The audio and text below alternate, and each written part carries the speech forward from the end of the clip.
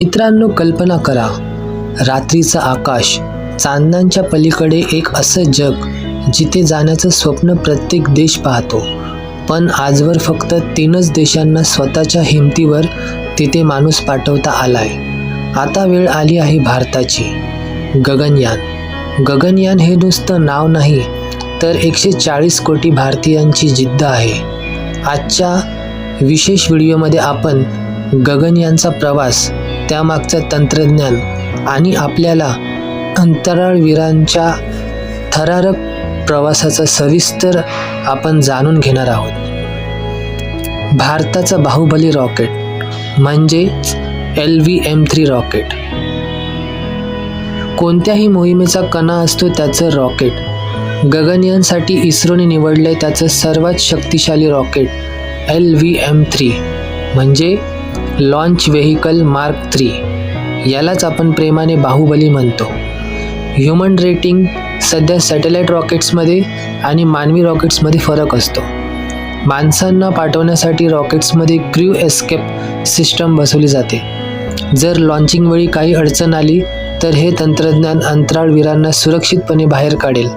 रॉकेटची ताकद ह्या जवळजवळ 4000 किलो वजनाचं क्यू मॉड्यूल अंतराळात नेण्याइतकं सक्षम आहे. यात सॉलिड आणि लिक्विड आणि सर्वात महत्त्वाचं म्हणजे क्रायोजेनिक इंजिन वापरलं जातं. व्योममित्र, भारताची पहिली महिला रॉबोट. मित्रांनो, माणसांना पाठवण्यापूर्वी इस्रो G1 नावाची एक चाचणी मोहीम करणार आहे. पण यात एक खास पाहुणा असेल, व्योममित्र. कोण आहे हा व्योममित्र? हा एक हाफ ह्युमनॉइड रोबोट आहे. तिचं नाव संस्कृतीमधील व्योम म्हणजे आकाश आणि मित्र या शब्दांपासून बनलंय. तिचं काम काय? ती अंतराळात माणसासारख्याच हालचाली करेल. कॅप्सूलमधील ऑक्सिजनची पातळी, दाब आणि रेडिएशन कसं आहे हे ती इस्रोला सांगेल. ती अंतराळवीरांशी बोलू शकते आणि त्यांना मदतही करू शकते. ही चाचणी यशस्वी झाली तरच माणसं अवकाशात जातील. आता पाहूया अंतराळवीरांचं खडतर प्रशिक्षण. आता बोलूया त्या 4 शूरवीरांबद्दल ज्यांची निवड झाली आहे. प्रशांत नायर, अजित कृष्णन, अंगद प्रताप आणि शुभांशु शुक्ला यांचं त्यांचं प्रशिक्षण सुरुवातीला रशियामध्ये झालं. सुरुवातीला त्यांना रशियाच्या गागारिन कॉस्मोनॉट ट्रेनिंग सेंटरमध्ये पाठवण्यात आलं. तिथे त्यांनी उणे तापमानात राहणे आणि सेंट्रीफ्यूजमध्ये शरीरावर प्रचंड दाब सहन करण्याचे प्रशिक्षण घेतले. भारतातील ट्रेनिंग.